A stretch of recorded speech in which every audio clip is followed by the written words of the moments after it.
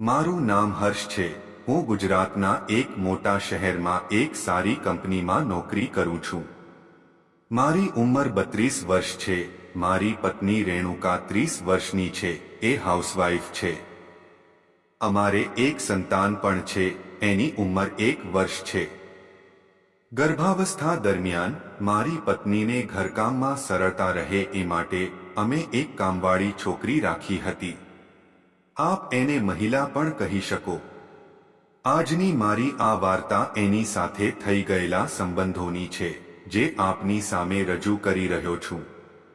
મારી પત્ની ગર્ભવતી હતી, એટલે અમે એક કામવાળી રાખી હતી, જે દિવસનો મોટા ભાગનો સમય અમારા ઘરે મારી પત્ની સાથે રહેતી અને એની સંભાળ પણ રાખતી. હવે એના વિશે જણાવું તો એનું નામ અંજના હતું. આશરે તેની ઉંમર 28 વર્ષ હતી.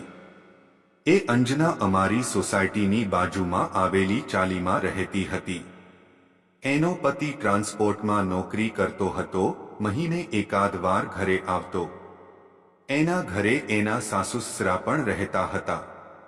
અંજનાના લગ્ન તો 22 વર્ષની ઉંમરે જ થઈ ગયા હતા, પરંતુ ખબર નથી હજુ સુધી તેમને કોઈ સંતાન ન હતું.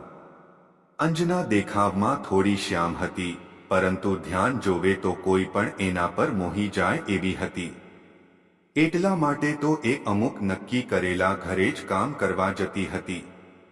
એના ચાલચલન પણ ખૂબ સારા હતા અને સ્વભાવ પણ. મારી પત્ની ડિલિવરી પછી 2 મહિના પછી તરત જ મારી સાથે રહેવા પાછી આવી રહી હતી, એટલે એને અંજનાની મદદની વધારે જ જરૂર પડતી. હું દરરોજ સવારે 11 વાગે નોકરી પર જતો રહેતો અને સાંજે 5 વાગે આવતો. આ સમય દરમિયાન અમારા બાળકને સાચવવાથી માંડીને ઘરના તમામ કામકાજ એ જ કરતી. એવું ન હતું કે હું અંજના સામે સાફ જોતો ન હતો, પરંતુ મને આ બધું યોગ્ય નહોતું લાગતું. જ્યારે ઘણીવાર સવારે હું સોફા પર બેસીને છાપું વાંચતો હોય અને અંજના કચરા પોતા કરતી હોય, ત્યારે ઘણીવાર મારું ધ્યાન એની છાતી પર જતું રહેતું. મને એમ કે ક્યાંક એની સાડીમાંથી એના હોલીબોલ જોવા મળે. ઘણીવાર અંજના પણ આવું નોટિસ કરતી, પરંતુ બધું ચાલે જ હતું.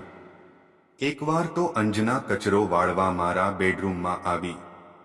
એ વખતે જ હું બાથરૂમમાંથી નાહીને માત્ર જાંઘિયો પહેરીને બહાર આવ્યો. એણે પહેલા તો મને જોયો, પછી મારા કટિંગ જાંઘિયા સામે જોયું અને જોતી જ રહી ગઈ. પછી મેં જ્યારે ખોખારો ખાધો, ત્યારે એ પાછી વળેલી આવી. તો ઘણી બધી ઘટનાઓ બની જતી અને બધું એક નવી યાદ સાથે ચાલ્યા રાખતું. થોડા દિવસ પહેલા મારી સાસરીમાં એક નાનકડો પ્રસંગ હતો. એના માટે રેણુકાને ત્યાં જવું પડે તેમ હતું. બહુ નજીકના સંબંધી ન હતા, એટલે મારા સસરાએ માત્ર રેણુકા આવશે તો ચાલશે એમ કહીને જ આમંત્રણ આપેલું. સામાન્ય રીતે તો જ્યારે રેણુકા ઘરે ન હોય ત્યારે હું અંજનાને કામ પર ન બોલાવતો, પરંતુ આ વખતે રેણુકાએ અંજનાને કહી દીધેલું કે એની ગેરહાજરીમાં પણ અંજના ઘરે કામ કરવા આવશે અને ઘરની બીજી વધરાની સફાઈ પણ કરી દેશે. મેં રેણુકાની વાતમાં હામી ભરી દીધી. અંજના માટે તો એ હુકમ હતો, એટલે એણે પણ હા કહી દીધી. રેણુકાને લેવા માટે શુક્રવારે સાંજે એના ભાઈ આવ્યા હતા, એટલે એમની સાથે જતી રહી. શનિવારે મારે કામ પર મોડા જવાનું હોવાથી હું થોડોક મોડો ઉઠ્યો હતો. હું સવારે ઉઠીને ચા નાસ્તો કરીને છાપું વાંચી રહ્યો હતો. એટલામાં અંજના ઘરે આવી અને ઘરનું કામકાજ કરવા લાગી. મેં આજે નોટિસ કર્યું કે એણે થોડું ઢીલું બ્લાઉઝ પહેર્યું હતું અને જ્યારે એ કચરો વાળી રહી હતી, ત્યારે એના લગભગ 34 ઇંચના હોલીબોલ જેવા ગોળ ગોળ દડા ઝૂલતા હોય એવું લાગતું હતું. આજે એ મારી સામે વાંકી વળીને કચરો વાળી રહી હતી, પરંતુ એણે મારા સામે જોવાની કે પોતાના દડાને છુપાવવાની તક આપી નહોતી. જાણે સામેથી મને જોવા આમંત્રણ આપી રહી હોય. હું પણ ઝૂલતા મિનારાને જોવાનો આનંદ લઈ રહ્યો હતો.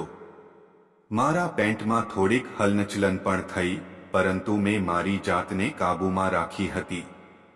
આમ પણ ડિલિવરી પછી થૂંકાઈ કરવાનો બહુ મેળ પડતો ન હતો અને પ્રથમ ડિલિવરી હતી એટલે રેણુકા અમારા બાળક પ્રત્યે થોડી વધારે પાસેસિવ હતી. મને એ યાદ ન હતું મેં છેલ્લી વાર રેણુકા સાથે ક્યારે ખોદકામ કર્યું હતું. લગભગ એકાદ મહિનો થઈ ગયો હતો. અંજના મેઇન હોલમાં કચરો વાળીને એની ગોળ મટોળ ગાંડ મટકાવતી બેડરૂમમાં ચાલી ગઈ. એણે ત્યાં પણ સાફ સફાઈ કરી અને પછી પોતું કરવા વળી પાછી મેઇન રૂમમાં આવી. હવે એ વાંકી વળીને પોતું કરી રહી હતી એટલે એના હોલીબોલ સ્પષ્ટ રીતે જોઈ શકાયા હતા અને હું જે તીરહી નજરે જોઈ રહ્યો હતો એ અંજનાને પણ ખબર હતી. થોડીવાર પછી એ એકી છે મારી સામે જોઈ રહી હતી અને જ્યારે મેં એની સામે જોયું તો એ હસવા લાગી. અંજનાને પણ મારી નકલી એક્ટિંગનો અંદાજ આવી ગયો હતો. એ મારી સામે પડેલા ટેબલને સાફ કરવા બાકી રહી ગઈ હતી અને મને એકદમ સાફ રીતે દેખાય એમ એના દડા ચુલાવવા લાગી. આ વખતે મેં એની સામે જોયું અને પછી હસવા લાગ્યો. એ હસી અને બેડરૂમમાં પોતું કરવા માટે ચાલી ગઈ. બેડરૂમમાં સાફ સફાઈ કર્યા પછી એ બહારથી મોટું ટેબલ લઈ આવી અને મેઇન હોલમાં ખૂણામાં છત પર જે કરોળિયાના ઝાડા હતા એ સાફ કરવા લાગી. ટેબલ થોડું ડગમગતું હતું એટલે એણે મારી સામે જોઈને મને ટેબલ પકડી રાખવા માટે વિનંતી કરી. મેં થોડીવાર વિચાર કર્યું અને પછી ઊભો થઈ ગયો. મેં ટેબલ પકડી રાખ્યું અને એ ટેબલ પર લાંબી થઈને બધી બાજુ ઝાડા સાફ કરવા લાગી. થોડીવાર પછી એ મારી તરફ પીઠ કરીને સફાઈ કરી રહી હતી. મને એની ગોળ ગોળ ગાંઠ સ્પષ્ટ રીતે દેખાઈ રહી હતી અને એની સાડી ઉપરથી એની ચડ્ડીની પટ્ટીઓ પણ દેખાતી હતી. 2-3 વખત તો એના સાથળ પણ મારા મોઢા સાથે અડી ગયા. હવે હું પણ મૂડમાં આવી રહ્યો હતો. મારા પેન્ટમાં હલનચલ નવથી ગઈ હતી અને ત્યાં ઉભાર ચોખ્ખો દેખાતો હતો. અચાનક જ સફાઈ કરતા કરતા અંજનાએ નાનકડી ચીસ પાડી અને મારી તરફ ફરવા ગઈ. ત્યાં તો એ પડવા જેવી થઈ ગઈ. મેં પણ ફટાફટ એની કમર પકડી લીધી અને એણે પડતા બચાવી લીધી. હવે સીન એવો હતો કે મેં અંજનાને કમરેથી પકડેલી હતી અને એના હોલીબોલ મારા કપાળને અડી રહ્યા હતા. અમે બંને એકબીજાની આંખોમાં આંખો નાખીને જોઈ રહ્યા હતા.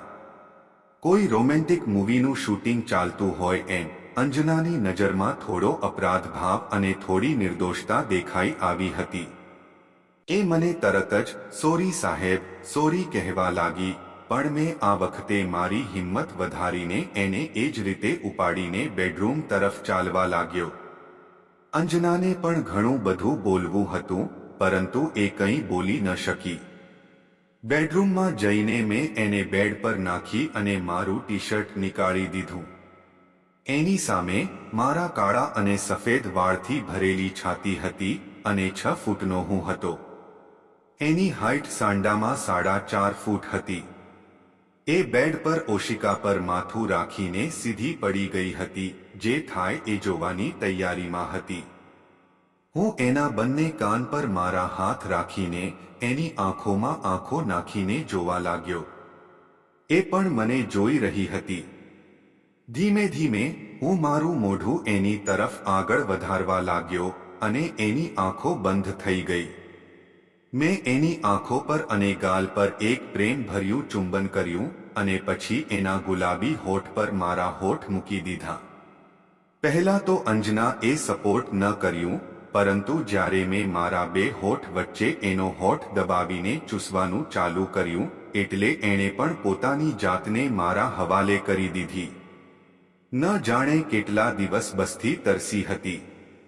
અંજનાએ એના બંને હાથ મારા માથાના વાળમાં સરકાવવાનું શરૂ કરી દીધું. મને પણ સારું લાગવા લાગ્યું.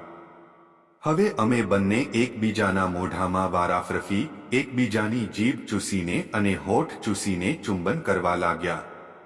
અમારા મોહમાંથી આ ઉમમ મમક મકમમ હા હા હા જેવા અવાજ નીકળી રહ્યા હતા. મેં પણ મારા હાથ અંજનાના ગળા અને કાન પર ફેરવવાના ચાલુ કરી દીધા. અમે 10 મિનિટ સુધી એકબીજાના જીભ હોઠ ચાટતા રહ્યા અને ગળા અને કાન પર બટકા ભરતા રહ્યા. પછી મેં અંજનાની આંખોમાં મારી આંખો પકડી અને એના ડાબી બાજુના બોલને દબાવી દીધું. આહા, ધીમે કરીને અંજના બોલી. હું એટલામાં એના બીજા બોલને પણ દબાવી દીધું અને અમે એકબીજાની સામે જોઈને હસી પડ્યા. મેં અંજનાના બ્લાઉઝમાં હાથ નાખ્યો અને એના હોલીબોલને મસળવા લાગ્યો. આજે અંજનાએ જાણીને બરું પહેરી ન હતું. અંજના ફરીથી મારી સામે જોઈને આહા એવી સિસકારી લેવા લાગી. એણે જાતે જ એના બ્લાઉઝના આગળના હુક ખોલી દીધા અને મારી સામે એના બંને કબૂતર આઝાદ થઈ ગયા. હું એની આખી છાતી પર હાથ ફેરવતા ફેરવતા એને પંપાળવા લાગ્યો. હું થોડોક નીચે ઝૂક્યો અને મારી જીભ એના હોલીબોલની કાળી ઢીંટડી પર મૂકી દીધી. એને એક માદકતા ભરી આહ નીકળી અને એણે ફરીથી એના હાથ મારા વાળમાં ભરાવી દીધા. મેં નાનકડી પપ્પી કરી અને પછી હોઠ વચ્ચે દબાવીને એની ગુલાબી વીંટડીને ચૂસવા લાગ્યો. હું એના બાકીના દડાને પણ ચૂસી અને ચાટતો રહ્યો. અંજના એના બંને પગ આગળ પાછળ કરીને એની ઉત્તેજતા જાહેર કરી રહી હતી. ફરીથી 5 મિનિટ સુધી એના બંને કબૂતર સાથે રમ્યા પછી હું બેઠો થયો. અંજનાએ મારા બાવડા પકડીને મને બેડનો ટેકો લઈને બેસવા કહ્યું. હું મારા 2 પગ પહોળા કરીને બેસી ગયો. મારા પેન્ટ પરથી મારા ઊભા થયેલા પોપટનો આકાર સ્પષ્ટ દેખાઈ આવતો હતો. આમ તો અંજના શ્યામ હતી, પરંતુ એનું અંદરનું શરીર એકદમ વાળું હતું. એના ગળાથી એના ગોઠણ સુધી એ સ્કિન કલરની ચમકતી અપ્સરા જેવી હતી. અંજના મારા 2 પગ વચ્ચે બેસીને મારી છાતી પર હાથ ફેરવવા લાગી અને મારા પેન્ટ પરથી મારા નાગરાજને પંપાળવા લાગી. હવે તો મારાથી પણ રહેવાતું ન હતું. મેં થોડા ઊંચા થઈને મારું પેન્ટ થોડું નીચે કાવ્યું અને અંજનાને ખેંચીને નીકાળી દીધું. એ મારા જાંઘિયા સામે જોઈને બોલી કે સાહેબ, આ તો ઓલા દિવસવાળો જ જાંઘિયો છે ને? મેં કહ્યું હા, અને અમે બંને હસી પડ્યા. એણે મારા જાંઘિયા પર હાથ રાખ્યો અને પ્રેમથી ફેરવવા લાગી. કોઈ નાનું બાળક જેમ ઉત્સુકતાથી નવા રમકડા સાથે રમવા આતુર હોય એમ એ મારો જાંઘિયો જોઈ રહી હતી. મેં થોડાક ઊંચા થઈને મારો જાંઘિયો પણ નીચે સરકાવી દીધો. હવે એની નજર સામે મારો 7.5 ઇંચનો નાગરાજ ફૂંફાળા મારી રહ્યો હતો. અંજના એ તરત જ એને હાથમાં પકડી લીધો અને પ્રેમથી હલાવવા લાગી. મને તો જાણે સ્વર્ગનો આનંદ મળી રહ્યો હતો. 2-3 મિનિટ સુધી હલાવ્યા પછી મેં એને ચૂસવા માટે કહ્યું. અંજના એ એક ઘડી મારી સામે જોયું અને પછી એનું મોં ખોલીને મારા કોંડાના ટોપા પર રાખી દીધું. એ એની જીભ ટોપા ઉપર અને એની આજુબાજુ ફેરવી રહી હતી. મારી આ નીકળી ગઈ. અંજના એ થોડો મોંમાં લીધું અને એનું મોઢું ઉપર નીચે કરીને મને મજા આપવા લાગી. આટલી સરસ રીતે તો કોઈ દિવસ રેણુકા પણ મને મોજ આપતી ન હતી. ઓ પણ આ અંજના, આ શું જ મજા આવે છે. અંજનાએ એના મોંને મારા એના કોંડા પર દબાવવા લાગ્યો. 5 થી 7 મિનિટ સુધી મસ્ત રીતે મારા પોપને ચૂસ્યા પછી અંજનાને ખાંસી આવવા લાગી. એટલે એ બેઠી થઈ ગઈ. અમે બંનેએ પાછા એકબીજાના હોઠ ચૂસ્યા અને જીભ ચાટ્યા. હવે અંજનાએ એની સાડી ખોલી દીધી અને એનો પેટીકોટ ઊંચો કરીને મારા પોપટ પર બેસવા આવી. આ વખતે મને એની ગુફાના દર્શન થયા. શ્યામ કલરની અને ચમકતી ગુફા એની આજે જ સાફ કરી હોય એવું લાગતું હતું. મેં પણ મારા પગ સરસ રીતે લાંબા કરી દીધા અને અંજનાને એ રીતે બેસવા દીધી. મારા પોપટનો ટોપો એના ગુફાને અડી ગયો. પછી અંજને ખ્યાલ આવ્યો કે મારો પોપટ સજતાથી એના કાણામાં નહીં જાય અને એમ પણ અંજનાના ઘરવાળાનો પોપટ મારા પોપટ કરતા નાનો છે એવું અંજના એ મને પછીથી એકવાર કહ્યું હતું. અંજનાએ એનો હાથ થૂક વાળો કર્યો અને મારા પોપટ પર ફેરવ્યો. ફરીથી થૂક વાળો કરીને એની ગુફા પર પણ ફેરવી દીધી. હવે મેં પણ મારા પોપટને પકડીને તટાર રાખ્યો અને અંજનાને એના પર બેસવા દીધી. અંજનાની ગુફા ગરમ હતી એટલે શરૂઆતનો ભાગ આરામથી અંદર જતો રહ્યો. એ મારી છાતી ઉપર આગળની બાજુ ઝૂકી ગઈ અને મારો પોપટ એની ગુફલીમાં આગળ પહાડ થાય તેમ હલવા લાગી. મને ખૂબ મજા આવી રહી હતી. એ મારી છાતીના વાળમાં એના હાથ પ્રેમથી પંપાળી રહી હતી. જેમ જેમ અંજના આગળ પહાડ હલીને ઠોકાવી રહી હતી એમ એમ મારો પોપટ એની ગુફામાં વધારે ને વધારે અંદર જતો હતો. હવે લગભગ 6 ઇંચ એટલો અંજનાએ અંદર લઈ લીધો હતો. આહ સાહેબ, આ ઠોકોને મજા આવે છે.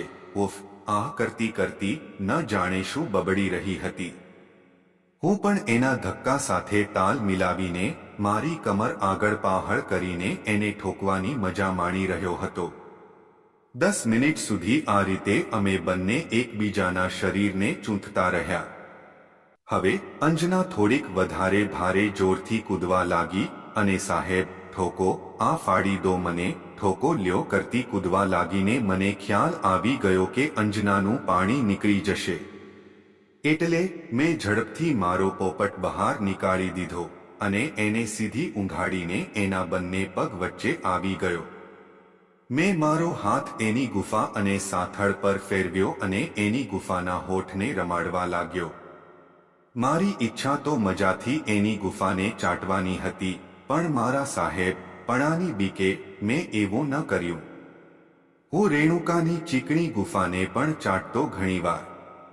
હવે મેં અંજનાની ગુફા પહોળી કરીને એમાં મારી 2 આંગળી નાખી દીધી અને આગળ પહાડ કરવા લાગ્યો. અંજના આંખો ઉમશા ઉફ ઉફ કરવા લાગી.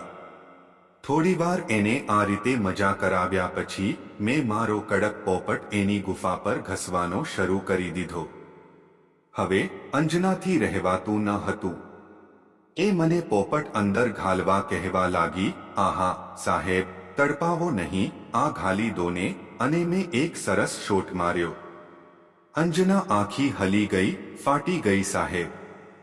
હું થોડીવાર સ્થિર થયો અને અંજના ઉપર ઝૂકીને એના દડાને પંપાળવા લાગ્યો. થોડીવારમાં અંજના સ્વસ્થ થઈ એટલે મેં ધીમે ધીમે આગળ પહાડ થવાનું ચાલુ કર્યું. અંજના મોહ પર પણ સ્મિત આવવા લાગી.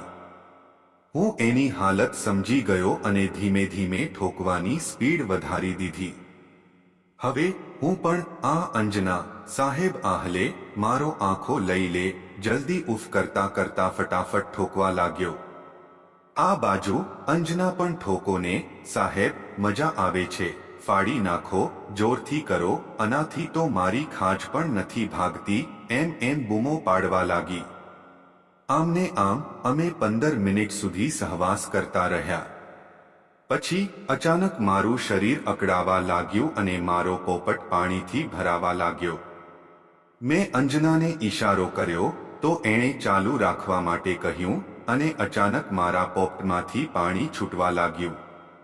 1, 2, 3, 7 પિચકારી ગરમગરમ મેં અંજનાની ગુફામાં છોડીને એની ગરમીથી અંજનાના પગ પણ ધ્રુજવા લાગ્યા અને એનું પાણી પણ નીકળી ગયું. એણે એના બંને હાથ મારી પીઠ પર દબાવી દીધા અને એના નખ મારી ચામડીમાં ઘૂસી ગયા. મને થોડીક દર્દ થયો, પણ અંજનાના સંતોષ સામે આ કાંઈ ન હતું. હું અંજના પર ઢળી પડ્યો અને એ મારા નીચે દબાઈ ગઈ. અમે બંને હાંફી રહ્યા હતા અને અમારા બંનેના પ્રેમનો રસ અમાર ગુપ્તાંગમાંથી બેડ પર વહી રહ્યો હતો. જો મિત્રો તમને આવી ગુજરાતી વાર્તાઓ વાંચવી કે સાંભળવી ગમતી હોય તો આ વિડીયોને લાઈક કરો અને ચેનલને સબસ્ક્રાઇબ કરો અને તમારા મિત્રો સાથે શેર કરો. આ ચેનલ પર અમે આવી વાર્તાઓ રજૂ કરતા રહીશું. ધન્યવાદ.